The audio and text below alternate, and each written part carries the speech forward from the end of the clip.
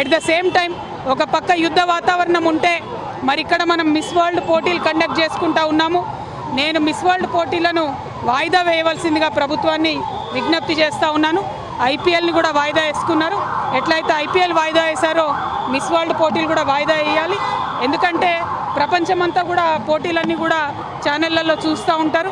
మరి ఒక పక్క భారతదేశంలో యుద్ధం జరుగుతుంటే ఇంకొక పక్క ఈ అందాల పోటీలు పెట్టారని చెప్పేటటువంటి అపవాదు మన రాష్ట్రానికి వస్తుంది. కాబట్టి ఆ అందాల పోటీలను కూడా వాయిదా వేయాలని చెప్పి నేను మనస్ఫూర్తిగా డిమాండ్ చేస్తూ ఉన్నాను.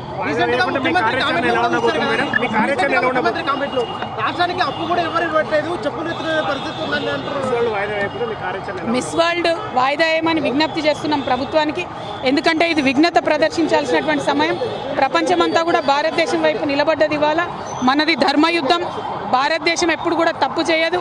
నీతి మీద నిజాయితీ మీదనే యుద్ధం చేస్తున్నాం. మనం వారి భూభాగంలో సామాన్య ప్రజల్ని ఏమనలేదు, ఉగ్రవాదుల్ని హతం చేసినాం.